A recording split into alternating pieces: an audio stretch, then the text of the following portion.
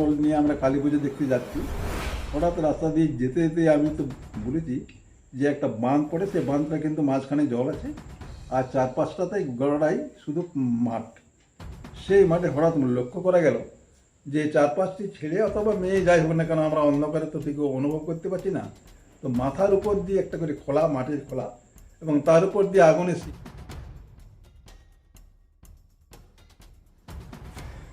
তো হ্যালো বন্ধুরা, আপনারা দেখছেন মিস্টার ভূত। তো আজকে আমার এটা চ্যানেলে প্রথম পডকাস্ট। তো মিস্টার ভূতের চ্যানেলে এটা প্রথম পডকাস্ট, লাইভ হরর পডকাস্ট। তো আজকে আমি চলে এসেছি আমার দাদুর কাছে। সেই দাদুটি এখন দাদুর বয়স 75। তো আমরা তার কাছ থেকে একটা সত্যি ভূতের ঘটনা এখন শুনেছি। সেই ঘটনাটি আমরা আপনাদের সামনে তুলে ধরতে চাই, এবং যদি ভিডিওটা ভালো লাগে লাইক, সাবস্ক্রাইব এবং শেয়ার করে দেবেন। তো আমরা এরকম পডকাস্ট আরও আনবো, কিন্তু এই যে ঘটনাটা সত্যিকারের একটি ঘটনা এবং সত্যিকারের একটি ভূতের ঘটনা। তো চলো ভিডিওটা শুরু করে চলে যাই দাদুর কাছে। তো শুরু করো, তো কিছু বলতে চাও? হ্যালো বন্ধুরা, আমার বাড়ি বাঁকুড়া জেলা ইনপুর থানার অন্তর্গত হাটগ্রাম পায়রাচালি। আমার সেইখানেই হাটগ্রামই বাড়ি আমার অ্যাকচুয়ালি। হাটগ্রামের পাশেই পায়রাচালি বলে একটা গ্রাম আছে, একসঙ্গে গ্রামটাকে নাম বলা হয় হাটগ্রাম পায়রাচালি, যাতে সহজে লোকে বুঝতে পারে। সে হাটগ্রামে আমার জন্মসূত্র থেকে আমি সেইখানে অর্থাৎ আমার লেখাপড়ার জীবনটা মোটামুটি উচ্চ মাধ্যমিক পর্যন্ত আমি গ্রামের স্কুল থেকে বা পাশাপাশি হরিগ্রাম গোয়েঙ্কা বা দুবরাজপুর উত্তরায়ণ যে দুটো স্কুল আছে, সেই দুটো স্কুলের মধ্যে খানিকটা সময় আমি কাটিয়েছি হরিগ্রাম বিদ্যালয় থেকে, আর বাকি ক্লাস 7 থেকে 11 পর্যন্ত উত্তরায়ণ বিদ্যায়তন থেকে আমি পড়াশোনা করেছি। তো আমরা গ্রামের মানুষের তখনকার দিনে তো টিভি এই সমস্ত কিছু থাকেনি, কেবল ছিল একটা বড় এই রেডিও। বিভিন্ন সময় আমরা গান বা নিউজগুলা শুনতাম ওই রেডিওর মাধ্যমে। বর্তমান সময়ে যে বিজ্ঞান প্রযুক্তির যে অগ্রগতি, যার ফলস্বরূপ আমরা ভোগ করছি নেট, টিভি ইত্যাদি যে জিনিসগুলো আমরা দেখতে পাই, সেগুলো আমরা উপভোগ করছি। তৎকালীন সময় এই সমস্ত জিনিস ছিল না, যার ফলে নিউজ যখন হতো গ্রামে, হয়তো সবাইকার বাড়িতে তখনকার দিনে রেডিও ছিল না। দু পাঁচজনের যে বাড়িতে ছিল, বিভিন্ন সময় আমরা লক্ষ্য করেছি সেই আমাদের গ্রামের যে বিভিন্ন যে ইয়েগুলো আছে, এই বারান্দাগুলো, সেই বারান্দার মধ্যে দিয়ে বসে সব নিউজগুলো শুনতো। সারাদিন বিভিন্ন কাজের মধ্যে দিয়ে মানুষ থাকতো, আমরাও পড়াশোনা করতাম। আমাদের একটা বন্ধুদের একটা গ্রুপ ছিল। আমরা বেশিরভাগই দুবরাজপুর উত্তরায়ণের ছাত্র ছিলাম। আমার সেই বন্ধুরা নিয়ে আমরা বিভিন্ন সময় লক্ষ্মী পূজা, সরস্বতী পূজা, কালী পূজা, দুর্গা পূজা, বিভিন্ন যে পূজা পার্বণগুলো হতো, বেশ আনন্দ উচ্ছ্বাসের সঙ্গে আমরা প্রতিপালন করতাম এবং বেশ আনন্দের সঙ্গে থাকতাম। তো আমার বাস্তব জীবনে যেটা আমি বলতে চাইছি, আমি এবং আমার কয়েকজন বন্ধু একবার ঠিক করলাম যে আমরা আমাদের গ্রাম থেকে 4-5 কিলোমিটার দূরে নিয়াসা বলে একটা গ্রাম আছে, সেই গ্রামে খুব একটা ভালো কালী পূজা হয়। কালী পূজাটা সাধারণত সর্দারদের দ্বারা প্রতিষ্ঠিত, এবং সেখানে তারা সর্দাররাই কালী পূজাটা করে। খুব জাগ্রত কালী পূজা শুনেছি। তো আমরা একদিন বন্ধু বান্ধবরা ঠিক করলাম যে চল এই বছর কালী পূজাতে একবার আমরা নিয়াসে যাব। তখন কত হবে, তখন 7-8-এ পড়ি, বয়সে খুব একটা বেশি নয়। তথাপি আমাদের সবাই চলে, আমরা 5 জন বন্ধু একসঙ্গে রাত্রিবেলায়, ঠিক রাত্রি মোটামুটি 9টার পরে, অমাবস্যা রাত্রি, চারদিকে অন্ধকার। তো তখন তো আমাদের হাতে কেবল একটাই টর্চ ছিল, ছোট টর্চ। বাকি 4-5 জন যে বন্ধু ছিল, আমাদের কোনো টর্চ ছিল না। মানে তোমরা কি তখন ভেবেছিলে কি আমরা তখন কি তোমরা কোনো অ্যাডভেঞ্চার করতে গেছিলে, না এমনি জাস্ট ওই কালী পুজো কালী পুজোর অনুষ্ঠানটাকে দেখার জন্যই আমরা রাস্তা দিয়ে যাচ্ছি? তোমরা এমনি কোনো প্ল্যান করে যাও না, কোনো প্ল্যান কিছু না, আমরা পুজোটাকে দেখবো। এবং পুজোটা নিয়ে খুব জাগ্রত হয়, সেখানে অনেক রাত্রিবেলায় টাটাবলি হয়, সেই হিসাবে আমার দেখার খুব ইচ্ছা জাগলো। এবং আমরা শুনেছিলাম, আমাদের বয়োজ্যেষ্ঠ যারা আছেন, যারা দেখেছেন, তারা বলে খুব আনন্দ পাওয়া যায় ওখানে। সেই সুবাদে আমরা 4-5 জন বন্ধু যারা আমরা একসঙ্গে পড়াশোনা করতাম, স্বাভাবিকভাবেই জানেন যে তখন গ্রামের বন্ধুরা ছিল খুব মানে খুব মানে হৃদয় একতা বন্ধু, ছিল, হ্যাঁ। মানে আমরা এখনকার যুগে একসঙ্গে কেমন সবাই হয়েছে? বিভিন্ন সময় গ্রামের মধ্যে হ্যাঁ। তখন ক্রিকেট খেলা না হলেও ফুটবল টুটবল এই সমস্ত খেলাগুলো খুব চালু ছিল। হুম। 2টো টিম ছিল,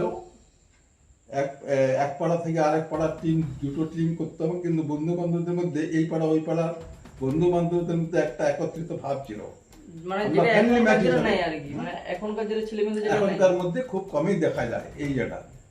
যাই হোক, আমরা সেই সময় ওই বন্ধু বান্ধবদের নিয়ে যে কোনো কাজে করতাম, ওই বন্ধু বান্ধব নিয়ে ছাড়া আমরা সহজে কাজগুলো করতে পারতাম না বা আনন্দ পেতাম না। তো সবাই বাড়িতে সেদিন বললাম যে আমরা কালী পুজো দেখতে যাবো, নিয়ে আসবো। বাড়ি কিছু আপত্তি হলে, এত রাত্রি তোরা যেতে পারবি একা একা? আমরা বললাম তো আমরা 4-5 জন বন্ধু আছি, আর আমরা তো নেহাত বয়সে খুব একটা ছোট নই, তো আস্তে আস্তে যাই না, দেখি এমন কিছু দূর নয়, 4-5 কিলোমিটার রাস্তা, আর আমরা তো 4-5 জন সঙ্গে আছি। তো ঠিক আছে, রাত্রিবেলা ঠিক 8টার সময় বাড়িতে খাওয়া দাওয়া করে আস্তে আস্তে আমরা যেতে আরম্ভ করলাম। তো আমাদের গ্রামের শেষ প্রান্তে একটা পুকুর আছে, সাহেব বাঁধ বলে, পাঁচালির আগে। ওই বাঁধটা পেরিয়ে গিয়ে পরে একটা পাঁচালি গ্রাম পাওয়া যায়। সেই গ্রামটা পেরিয়ে গিয়ে পরে খানিকটা মাঠ আছে, এবং সেই মাঠটার মাঝখানে একটা ছোট্ট পুকুরের মতো আছে, কিন্তু জল খুব কম। তার মাঝখানে ভিতরে কেবল জল আছে, চারপাশে একটা তোড়ার মতো জায়গা সেখানে রয়েছে, কিন্তু অন্ধকার, চারদিকে কেবল মাঝে মাঝে ওই ঝিঁঝি পোকা বা বিভিন্ন ইয়ার ডাকগুলো কেবল শুনতে পাচ্ছে ওরা, আর কিছু না। গ্রামে তখনকার দিনে জঙ্গল টঙ্গলে এই সমস্ত জায়গাতে যেগুলো হয়, যারা গ্রামে বাস করেন বা বাস্তব বাল্য জীবনটা কাটিয়েছেন, যারা গ্রামে মানুষ হয়েছেন, তারা হয়তো এই বিষয়ে জানেন, আর যারা শহরে বাস হয়েছেন তারা তো এগুলো বুঝতে পারবেন না। তো যাই হোক, আমরা যাওয়ার পরে আস্তে আস্তে আস্তে আস্তে যখন যাই, একটা গ্রাম মানে আমাদের গ্রামের পাশের গ্রামটা পার হয়ে যায়, এরপর একটা প্রায় প্রায় মাঝখানটা প্রায় 2 কিলোমিটার মতো ফাঁকা আছে, ওখানে কোনো গ্রাম নেই, তারপরেই নিয়ে আসা। তো সেখানে যেতে যেতে মানে তোমরা কি হেঁটে হেঁটে যাচ্ছিলে? আমরা হেঁটে হেঁটেই আসছিলাম।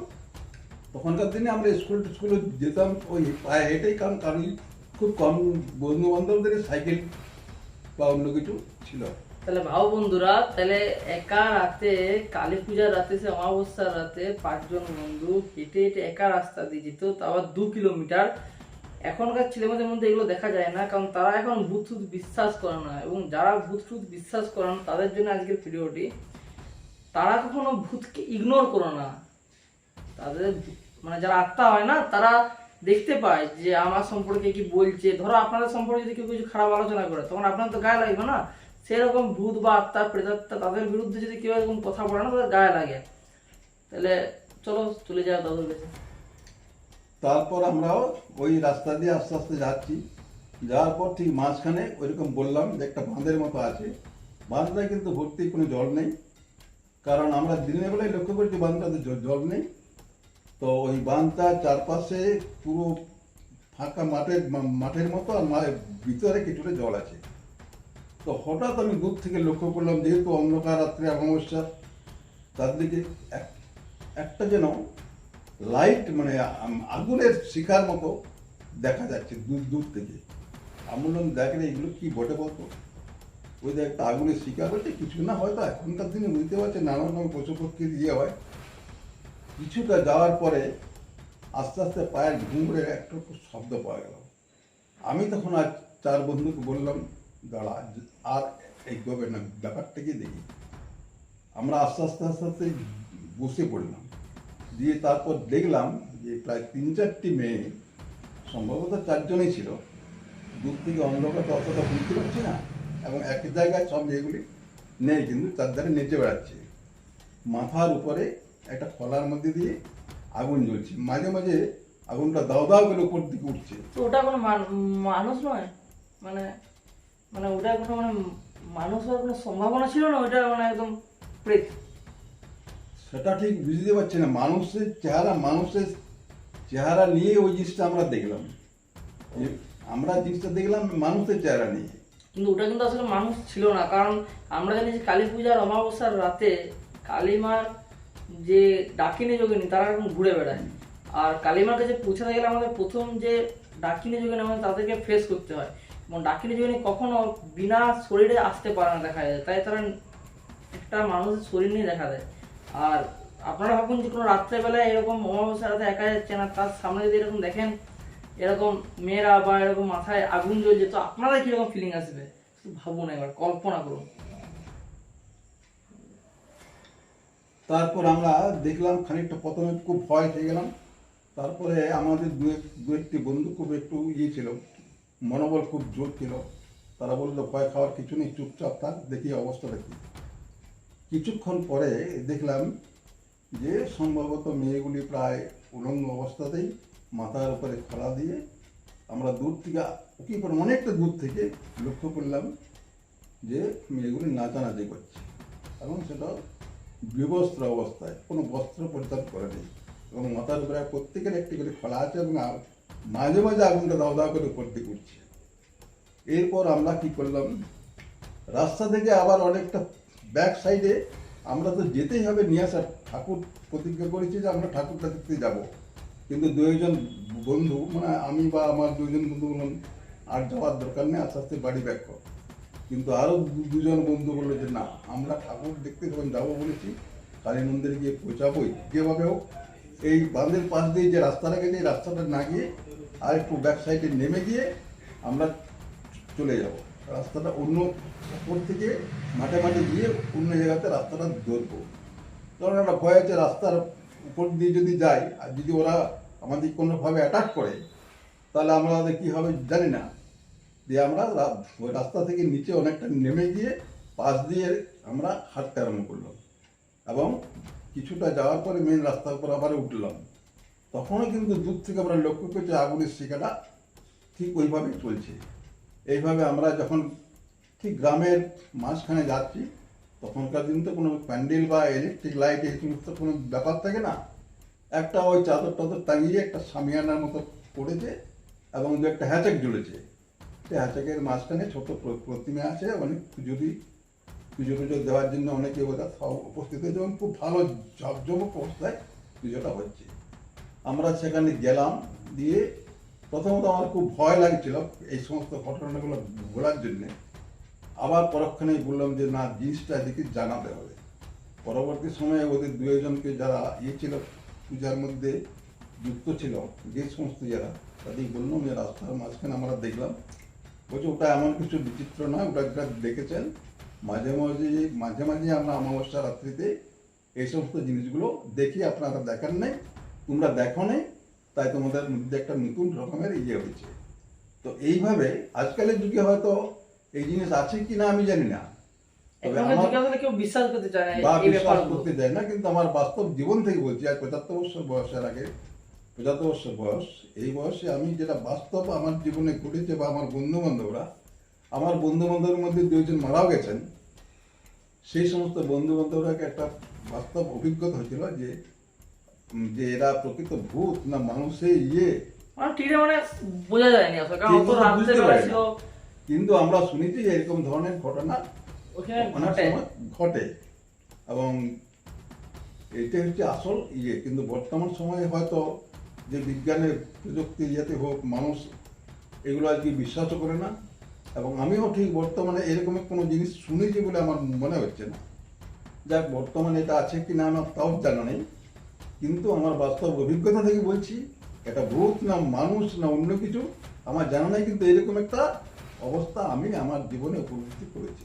মানে এটা ভূত না ঠিক বলা যাবে না, কিন্তু এটা হ্যাঁ মানে একটা মানে ম্যাজিক কিছু আর কি। মানে অত রাত্রে মাঝরাতে ভাবুন, রাত 9টার সময় কেউ তো আর প্রায় 11টা কেউ তো শখেও তো আর নাচ করবে না, না বিনা বস্ত্রে ওইখানে, তাও মাথায় আগুন জ্বালিয়ে। নিশ্চয়ই কেউ ছিল প্রেত। হ্যাঁ, তো এখনকার যুগে তো দেখা যায় না, কিন্তু ওগুলো হয় অন্যদিকে, বা এখনো ওগুলো হয়। মানে যাদের রাশি খুব হালকা তারা জিনিস দেখতে পায় বেশি, যেমন সিংহ রাশি, ধনু রাশি, ওগুলো খুব ভারী রাশি, তাহলে ওদের চট করে ওরা ভূত দেখতে পায় না, যেটা আমরা বলি যে আত্মা। হ্যাঁ, তো আজকে একটা খুব ভালো গল্প ছিল, তার জন্য ধন্যবাদ দাদু। তাহলে এরকম আমার চ্যানেল আসার জন্য। হ্যাঁ, তো দাদু আরো আসবে যদি এরকম আরো ভূতের আমরা আপনারা যদি গল্প শুনতে চান বা আপনারা যদি যদি কিছু আইডিয়া করে থাকেন যে এই জিনিসগুলো যে দেখেছিল এগুলো আসলে কি, এগুলো আসলে একটা আত্মা না অন্য কিছু না মানুষ, তো এটা নিচে কমেন্ট করে বলুন। আর চ্যানেলটিকে লাইক সাবস্ক্রাইব এবং শেয়ার করে দিন। আর আমার চ্যানেলটাকে শেয়ার করুন। আমি এরকম লাইভ পডকাস্ট নিয়ে আসবো এবং রিসেন্ট আরেকটি ভূতের গল্প আমি নিয়ে আসবো কিছুদিন পরে। তো সঙ্গে থাকুন, সঙ্গে রাখুন। বাই।